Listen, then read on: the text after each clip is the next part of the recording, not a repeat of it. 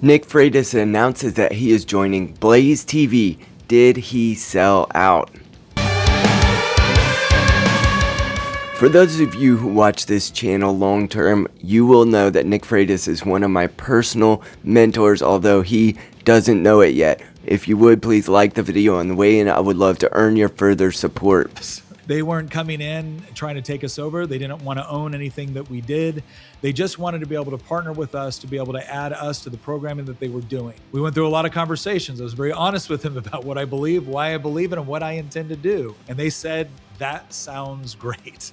The Blaze TV was founded in 2011 by Glenn Beck after he left Fox News programming as an anchor there, and it has enjoyed extravagant success, taking in nearly $102 million annually from their subscription model to Blaze TV. And now it's Blaze Media Group after Mark Levin joined in 2018, and they sort of amalgamated two different organizations. So there is a variety of voices, and Nick Freitas will be joining them, which he announced this week. The team over at The Blaze. What this means is we're going to continue to do 5 shows per week. We're going to continue to do pretty much everything that we're doing. The difference is that the time and the resources that we now have to be able to put that out has increased significantly. They have placed no restrictions on us with respect to what we talk about it or how we talk about it. Blaze TV enjoys a lot of variety in their religious backgrounds, but Glenn Beck is actually a Latter-day Saint. So in this way, there is an extreme difference, but most of them are represented by Protestant. So here's the list of those creators who are Protestant that currently operate on Blaze TV, which is actually the majority. Ali Beth Stuckey, who is, one of the better female creators that's out there. I know that her organization and the way that she's pushing forward conservative values to females is exorbitantly helpful. It is one of the only ones who's chosen to step out boldly, who I actually believe she believes what she's saying. So Ali Beth, Nick Freitas, of course, Steve Deese, who considers himself to be a dispensationalist, according to his own Facebook posts. We have Jason Whitlock, Rick Burgess, who I've never heard of, Orrin McIntyre, who I've read his book, The Total State. It is excellent. I'm in the midst of reading Nick Freitas' book, The Man Book, and those are two excellent creators for sort of a post-liberal worldview, although I don't think Nick Freitas would call himself that. And then we have Jace Robertson and the Robertson family, who are famous for their reality TV show. And then you have Liz Wheeler and John Doyle, both of which report to be Roman Catholic.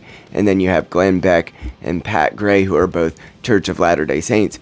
The reason why I bring this up, of course, Mark Levin is notorious nowadays for being Israel first and sort of pushing that forward. The reason I bring this up is because Nick will be the first to tell you that the organizations that you join, you don't want to have pressure on you to toe the company line and to say exactly what they want you to say. And so it is important to take a little overview of who you're joining and what their foremost ideas are, and philosophically that starts with their religion. The Blaze also be able to handle very, very controversial topics, to include topics where not all Blaze hosts agree on everything with one another. I've had the opportunity to both be on Blaze podcasts and to have hosts of Blaze podcasts on mine as well. So I'm really looking forward to this relationship. I think it's going to give us the ability to provide you a far more quality project, hopefully a more consistent one as well, because I got to tell you, when you're trying to do all of this with a very, very small team, it can get trying at times, especially when there's a lot of travel.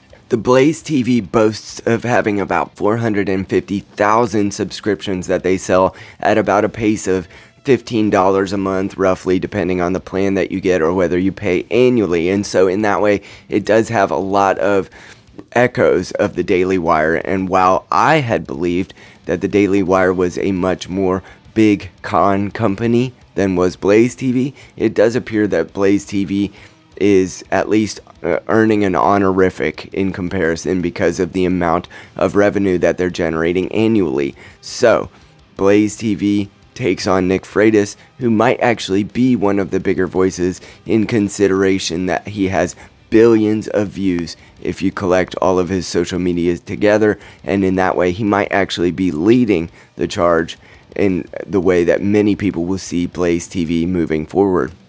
About how I really feel like, to some degree, this is the mission field for my wife and I. That what we are trying to do is create the sort of country where we have godly men and women becoming godly husbands and wives, becoming godly mothers and fathers in order to raise their kids to do the same, because I believe that that's the way that you save our country. It's the way that you save our civilization. I said, so I am going to be unapologetically Christian in what I talk about and how I talk about it. And again, they not only had no problem with that, they thought it was a great idea. While his Facebook and Instagram Reels and even TikTok probably are the ways that Nick Freitas gets most of his ideas out there, his show, Making the Argument, is a crusher. It's so good, and I hope that Blaze TV does honor to it, and Nick communicated that he believes it will be even better. Christian Hines used to join Nick regularly, and they would have arguments, making an argument on the show in real time, along with Nick's wife, Tina. The show honestly was better when Christian joined. Now, Christian has started his own YouTube channel, which I also highly recommend, but he's just not very persistent in putting out content yet. However, I believe that Nick will do great things at the Blaze as long as they don't push him to say certain ideas that might be more a reflection of the Mark Levin end of the company. In conclusion, did Nick Freitas sell out in his contracting with the Blaze? I guess that is yet to be seen. Certainly there will be money involved, so there is the opportunity for them to possibly steer him in certain directions. However, Nick has made it clear that he will not wrangle with that. He will not have that. And I believe him, because I do believe he is a man of honor, not just because of his military service, but because of the way he represented himself in the Virginia House of Delegates, along with many other ways that his career has unfolded since then. And so, although the thumbnail of this is, did he sell out? We will not know yet. He did get paid, and for that, I'm grateful for him. Nick, continue to do good work. I hope that the Blaze is a great landing spot for you. And he also says in his little conclusion here that it is hard to do all this by yourself, and that is true. He mentioned this in his video, and it's absolutely true. It is hard to do all this stuff by yourself, so I would love to earn your support on the channel. Please like, share, subscribe, and consider supporting on Patreon.